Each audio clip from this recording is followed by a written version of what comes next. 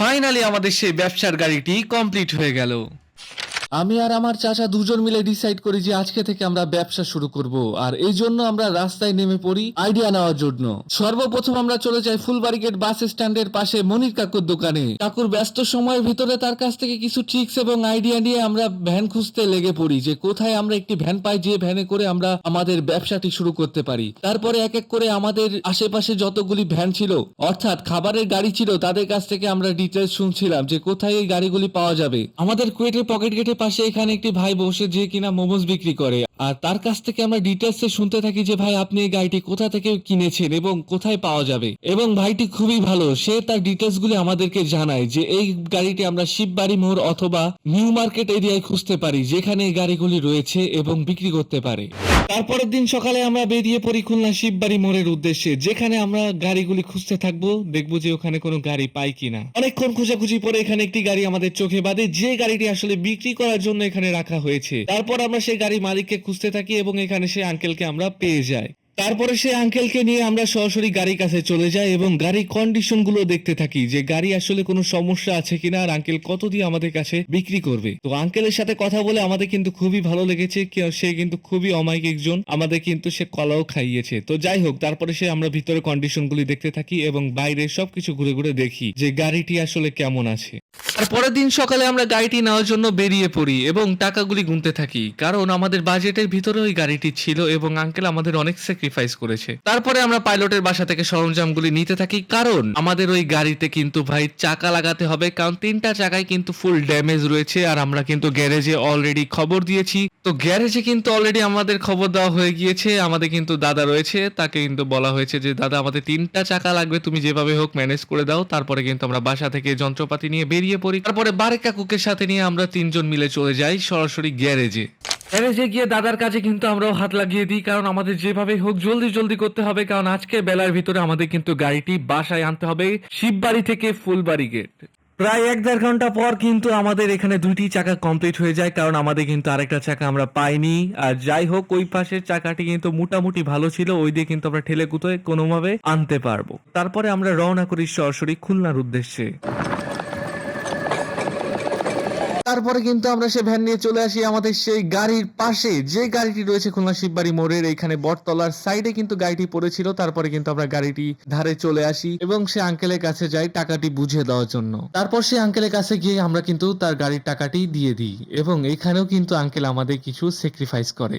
যেহেতু আমরা সর্বপ্রথম এরকম কোনো উদ্যোগ নিতে চলেছি, এজন্য কিন্তু আঙ্কেল আমাদের অনেক সাহস দেয় এবং বলে যে লেগে থাকো, অবশ্যই হবে ইনশাআল্লাহ। তারপরে গাড়ির এখানে এসে গাড়ি কিন্তু আমাদের আঙ্কেল বুঝিয়ে দেয়। তারপরে এখানে কিন্তু গাড়িগুলি আমরা দেখছিলাম যে ভিতরে আসলে কোনো ফাটা মাটা আছে কিনা, কাচের কোনো সমস্যা আছে কিনা। তারপরে দেখি এখানে কিন্তু অল ফ্রেশ গাড়ি। আঙ্কেল মূলত একটা ছেলেকে এই গাড়িটি দিছিল ব্যবসা করার জন্য, সেই ছেলেটি কিন্তু তারপরে এখান থেকে চলে যায় এবং আলাদা নতুন করে ব্যবসা শুরু করে। তারপর কিন্তু গাড়িটি পড়ে থাকতে থাকতে এমন হয়ে যায়, তারপরে আমাদের কিন্তু সবকিছু এখানে বুঝিয়ে দেয়। তা আমরা গাড়িটি সবাই মিলে ধরে ফুটপাতে নিয়ে আসি, কারণ এখানে আমরা যেহেতু গাড়ি ধরাধরি করছিলাম ওই জন্য তেমন ভিডিও নিতে পারিনি। তারপরে আমরা 2টি চাকা খুলে ফেলি, যে 2টি চাকার অবস্থা খুবই খারাপ। তারপরে ওইখানে আমরা 2টি চাকা লাগিয়ে দিব এবং দড়ি দিয়ে টেনে টেনে আমরা গাড়িটি বাসায় নিয়ে যাব। প্রায় 15 থেকে 20 মিনিটের মধ্যে কিন্তু আমাদের কাজ এখানে সম্পূর্ণ হয়ে যায়, কারণ আমরা কিন্তু সব বাসা থেকে রেডি করে এনেছি, এখানে খালি চাকা খুলেছি এবং লাগিয়েছি। তারপরে কিন্তু সর্বপ্রথম ড্রাইভিং সিটে আমি বসে পড়ি এবং তারপরে রওনা করি সরাসরি বাসার উদ্দেশ্যে।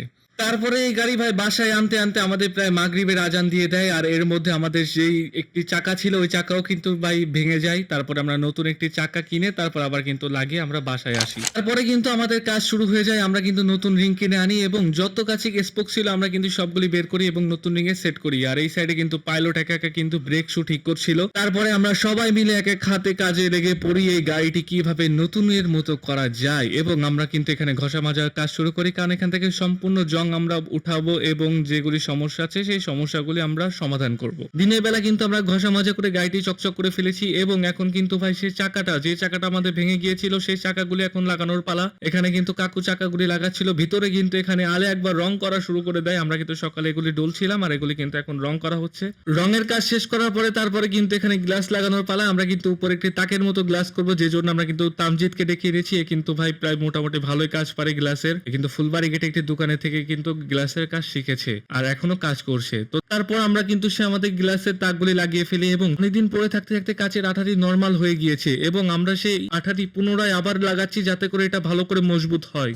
তারপরের দিন সকালে আমরা সবাই মিলে কিন্তু ঘষা মাজা কাজ শুরু করে ফেলি, কারণ আজকে আমাদের গাড়িটি আমরা পরিষ্কার করে ফেলবো। আর এট লাস্ট আমাদের কিন্তু 2-3 দিন পর আমাদের গাড়িটা কিন্তু ফুল কমপ্লিট হয়ে গিয়েছে। এখন হলো আমাদের বাজারের পালা। ওই দিনকার বিকেল বেলা আমরা সবাই মিলে বেরিয়ে পড়ি বাজারের উদ্দেশ্যে।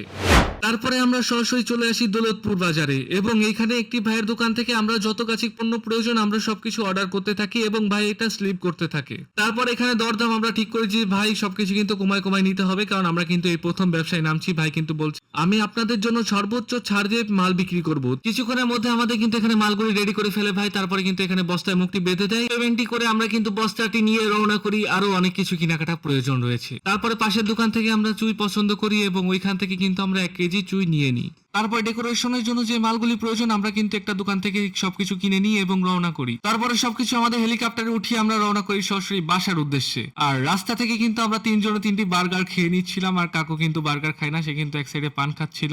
ওকে, তো গাইজ এই ছিল আমাদের আজকের জার্নি। আজকে হলো শুক্রবার, 19 সেপ্টেম্বর শুক্রবার। আর আজকে থেকে ইনশাল্লাহ আমাদের গাড়ি কিন্তু রাস্তায় নেমে পড়বে, ফুল কমপ্লিট হয়ে গিয়েছে আল্লাহর রহমতে। আর আমার ভিডিওটা কিন্তু আজকেই সকালেই বানাচ্ছি, অবশ্য রাত্রে বানাতে বসেছিলাম কিন্তু ঘুমের কারণে আর বানাইতে পারিনি। একটু পরে কিন্তু ভিডিওটা আপলোড হয়ে যাবে, তোমরা দেখতে পারবে। তো তোমরা যদি চাও অবশ্যই আমাদের দোকানে আসবে, আমরা ট্রাই করব আমাদের বেস্টটা করার জন্য। আর আমাদের দোকানটি হবে কুয়েট পকেট গেটের পাশেই, কিন্তু আমাদের বিকেল থেকে পেয়ে যাবে, রাত পর্যন্ত পেয়ে যাবে ইনশাআল্লাহ। তো দেখা হচ্ছে নেক্সট ভিডিওতে, সে পর্যন্ত আপনারা সবাই ভালো থাকবেন, সুস্থ থাকবেন, টেক কেয়ার, আল্লাহ হাফেজ।